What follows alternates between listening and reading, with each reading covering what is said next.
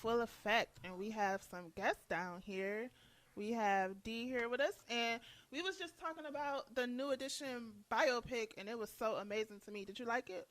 Oh yeah, I liked it a lot. I enjoyed it. You enjoyed it?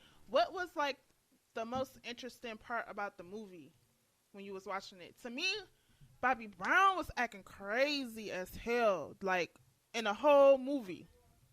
I mean, That was for the crazy to most me. part, it was pretty accurate. That's the real Bobby Brown. That's Right. why the movie, you know what I'm saying, probably was so good because they acted up to the T. It was better than what I thought it was gonna be. And they had the characters, like the actors who were playing in the movie, they was like so to the T. I like when they make biopics like that and the people actually can reflect who they playing really good instead of just throwing anybody in there. Like, you know, that Aaliyah biopic was trash, and I don't even think they should have. But that was made also one. done by Lifetime. Let's once again remember, right. Lifetime. I mean, their movies are pretty shitty most times anyway. You're just depressing. You watch them. You are So- too. When you need some ice cream, you know that 1 week out of the month. Right. So Well, not you, but me. they had Bobby Brown. They had him descripted as a young crackhead. Yeah, they had him. Hey, he was Yeah. a teenager, and that's how he was introduced. You know what I'm saying, to drugs and everything. Bobby was wild, man. Now I missed it. So was Bobby character a la David Ruffin from the Temptations? It was pretty close. You know, it was pretty close, but like I said, it was Bobby at a young age, you know, getting introduced to it. And David, as opposed, was, you know, he's older. He was and grown. Yeah, I know David was a little older, and I do know that David was a lot older. But at the same time, they always draw comparison because they were very important members to both respected groups, Right. and they both were actually kicked out. They both were, you know, had issues. They both were ladies' man. They both were drug users, but Right. they both had successful solo careers. Now, my question to you, with watching that, by hearing, I didn't know this until the other day, you actually did some work with Michael Bivins as a youngster. Ooh, you did? I was a part of one of his boy groups. I guess that's what you want to call it. We was called Just Clever, and Michael Bivins. And the movie, that's why the movie was so real to me, because that's all the rehearsing and everything that they did. Like, that was all that brought back memories. Like, that everything that they did in that movie, we did with Mike. Mike had us doing. So it was like time just going back, and everything was just going back. And I was just looking, and I was like, damn, we did all that.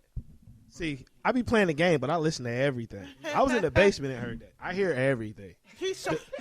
Don't think I don't. This nigga hear everything. Do not think that you can be around this nigga, nowhere around this nigga in the house, anywhere in the same vicinity with him. He is going to hear something that you said. I'm telling you. So, you know, play your cards right when you're around this young man. But I really like that new edition movie. I don't know these days, like when I see something amazing happening, I just get kind of emotional or something. You know what I'm saying? I was watching the movie like, this is so good. But Bobby Brown was like literally tripping, okay? And then the one, I think it was Ricky. He could have had like a solo career early on, Ralph Transvan? Yeah, he could have had a solo career early on, and he like chose not to because he wanted to stay down with New Edition or whatever. It was real good. I liked it. Well, because, and you know this, growing up, we're the same age almost. Growing up then, it was all about continuity. It was about groups. Solo things didn't happen at that time. Right. And even before them. You got on from being in the group. In the group, back yeah, then, right. You know, so it was like just how the movie depicted it, and with Ralph and what was my man's name, Maurice. What's his name? You remember his name? Big Worm. You know, Oh yeah, Big Worm played the guy, yeah. the Maurice dude. You know, and it was the same thing. They pull you from a group. You know, they let you do your group thing, and they figure out which one of you guys. It's we like the think best, got or the- which one you is know, the which one one with we the think money, got the the most cha-ching, potential. the cha-ching signs. You know what I'm saying? But then you go back, you had, like you said about Ralph, you had a lot of people who didn't leave groups because of that. Like they didn't want to leave their folks behind. Okay, you do have your Beyonces, your Smokey Robinsons, your Diana Ross. You get those, but you get like Andre and Big Boy. Like they could have both won solo careers, but they stayed together until Andre completely stopped rapping, and Big Boy like, yo, I still need to make some chicken. Right. You know what I'm saying? Now, my question to both of you guys, I'll let you both answer this. Is it easier to enjoy a bio like this because, unlike watching a Frankie Lyman, a Marvin Gaye, the Temptations, because you lived it, like watching the NWA movie was like just reiterating, like he said, just going back revisiting my whole 90s experience of growing up being 9, 10. And I remember where I was when they said he had AIDS, and it seemed like he died the next day. Oh my even God, though so it was quick. a couple weeks later. But I remember like as I was watching that movie, I was telling Precious the next scene before it happened, like, oh, they about to talk about this, they about to talk about that. And I remember watching that movie and I was saying, like, they didn't really go into how Dre beat Michelle ass, and then Right. a couple months later, She came out Survivor with Cup to hers. come out. You know what I'm Yeah, saying? because she had to let them know, like, don't try to act like it's all sugar and sweet, because this was happening. And Yeah, that was a part of the he was story. well known for, like, if you grew up in the 90s, you knew that. So, like, to you guys, I mean, would you guys agree that, like, that's one reason we can appreciate these a little more than some of the older ones? Yeah, so I would agree that you can appreciate the movie more when you was actually experiencing the movie. But one of my favorite movies, a lot of people know, is Selena. And I really didn't know of her until I watched the movie. But that movie had, like, the biggest impact on my life that I was, like, having my own fucking Selena memorial. Like, I got this tattoo right here. It's dedicated to her.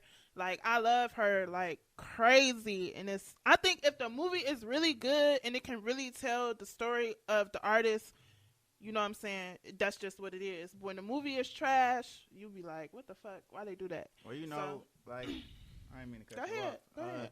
Like, I believe, you know, relating to it more, you know what I'm saying, is one of the reasons why we enjoy it more, because, like I said, you know, I was, the guys that I was in the group with, they basically, like, I knew BBD, I knew New Edition, but the guys that were in the group, like, they were in love with New Edition. Like, Right. they were already, you know what I'm saying, and we didn't even know we were going to be signed by Michael Bivins, you know what I'm saying? So it was like he was happy that you got signed by him because Yeah, you you love know the what I group mean? so Like, much.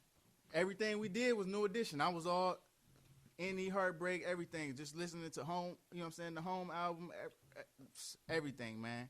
Right, all of it. So with Like, all we of should this have been being called New Edition. with all of this being said, I would like to know, who would you guys like to see, like, as a future biopic coming up? Like, who are you interested in seeing, like, a biopic of? A lot of people say Jodeci. Yeah, Casey- Jodeci would be Casey so and JoJo's hot. story. Yeah, I saw a lot of people saying R. Kelly, and I was like, oh, I don't know about that. Casey and JoJo, or even the whole Josie thing, You would know- be good more so of just a doc, not a redone movie, a bio. Just like Because they're just like a short, or maybe a own song. Maybe a own song even be better. Like, talk to some people who know them, because you find out some stuff like when Devontae left and started doing that production with Timberland and Missy, you found out that he was a savage. Like, yeah, he was- Devontae was really bad. he was I saw he that was he was beating really bad. he was beating people really bad. ass in the He studios. was. Yeah, I know. Like, so like Like, Jodeci, even like with Missy Elliott and Yeah. stuff, I heard about that story too when they was in the studio.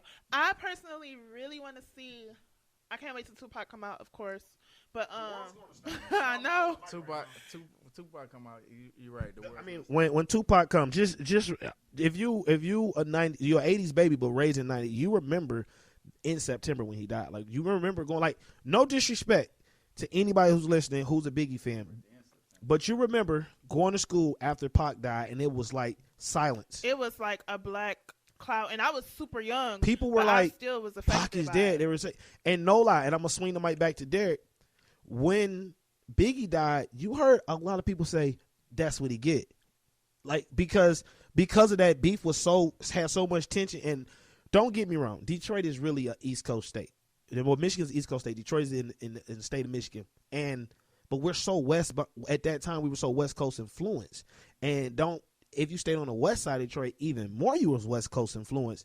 I remember I was in the 7th grade. I remember kids saying, like, "Yo, that nigga dead about time." And I mean, and I was one, like, fuck Big at the time. Like I say, when Big first album came out, Bone Thugs and Harmony was out. They were the hottest group. So him and Bone came out around the same time, around the same week. Right. I didn't buy Ready to Die. I bought Creeping on the Come Up.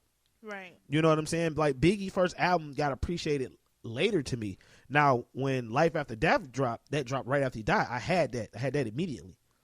But that Pac, it already looks great. Like, you can just show the commercial 20 times and you're happy. So good. But I want to see a Destiny's Child biopic because I really want to see like around when they were splitting up and they kept changing people and then they had to do that one video real fast because the other girl had left.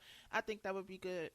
And R. Kelly, I just don't know if they'll make his movie because all that pissing on girls and all that. But shit, and then he hasn't. I mean, for one, you gotta be a complete trendsetter. Mm-hmm. You have to like completely set a blazing path.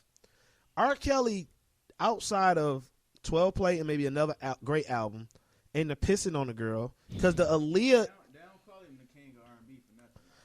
See, that's a whole different show. Cause I beg to differ. Like TP2 is nice. I beg to differ with R. Kelly. You ain't get hit off too. If you you ain't get hit off TP2. TP2. If you ain't hitting nothing off TP2, man, you ain't hitting. Man, the way that shit come on though, hit it hard from the back. Man. Oh my God. I just think he has to me. I'm gonna say this right. He has to me that Jay-Z, Michael Jordan effect, where people put him up so high, and then when you listen to his body of work next to some other people, it's not the great. And that's the one thing about music. You don't have no facts about who's a greater artist unless you're going sales. I'm saying to you, I ain't even thinking about that. I'm thinking about the whole drama effect of him is gonna make a great movie. I don't think so. I don't think enough. I mean, outside of the dating Aaliyah early, that's big in itself. I mean, that right there is big. But how far can they go? The dating Aaliyah early, and then. What you gonna talk about that? I mean, okay, the pissing on the people. I would like to see if what was he going through doing the court drama. But it's R. Kelly is fascinating, kind of in a weird. It's like he's a weird soul. Did you know that he said that he is weird? Okay, because he done said like he in love with his mama. Like the first day when he was like 5 years old and he can remember his mama gave him a kiss. He wanted to have sex with her. Like who the fuck said some shit like that? I don't want to see a movie about that. I'm just being honest. I don't even want to see an unsong about R. Kelly. I mean, because one thing about who do you want to come one thing about a biography stuff, you got to have a big downfall. He's never really had a real big downfall. His music stopped being popular because his window has closed. Shit, when that motherfucker was on trial for that damn girl who told that shit was all over. Yeah, he was on trial for that, but at the same time, that was the same year TP2 came out and it was a classic. Right. And then you followed that up with Unfinished Business too with Jay-Z. They're not guilty. They're not guilty. You know what I'm saying? Like, so he didn't have a dramatic downfall. Like me personally, it's supposed to already be in the making. I would love to see Richard Pryor. Like I would love to see a Richard Pryor. I can't really. I would watch it. But yeah, I would. I feel like I won't be that. I would love to see. I would love to see a Richard Pryor. To keep it like on some hood nigga shit. I would like to see the fall. I want to see Rick James. I would like to see the fall of Rockefeller because they were at the highest. And the whole Rockefeller label just fell apart. Oh my God! With Dame Dash, they need a good person to play Dame Dash. Like I would love to see that. Oh my God, did you see that one video that be circulating like, y'all motherfuckers in here having a meeting about Jay-Z without me and this motherfucker? Nah, ain't no cancel this meeting. We gonna have this bitch right now. You don't have no meeting about my motherfucking artist and I ain't here. That shit was I was looking like, damn. Dame's still working right now. His son can he play him if, like you said, you got to get somebody good to play Dame Dash. His son can play him actually because his son got to make sure he got the attitude. They're doing the production. You know what I'm saying? He's got his own little movie thing going on. So, you know what I'm saying? He's supposed to be pretty good. I haven't seen him in anything right now, but, he's supposed to be pretty good and he's supposed to be doing his thing. Who is you guys' favorite biopic? I already said mine to Selena. Who is your favorite? Before I name my favorite. Your favorite and the worst. The best one you ever saw and the worst you ever saw. All right. Before I name that, and last but not least, because I was the cracker kid. I was the nigga that wasn't a nigga. I would love to see me too. I would love to see a Chris Farley documentary. Well, I'm sorry, I don't know who that is. That's the fat guy from Saturday Night Live. Black Sheep. I would love to see it because once again, you're talking getting to the high, all the coke use, dropping down.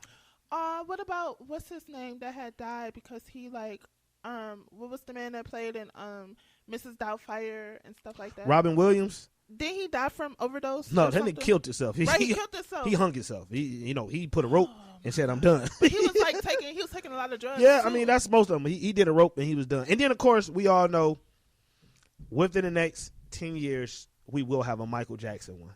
Yeah, someone will do it. We will most definitely have that one. But I really hope the way his nephew and his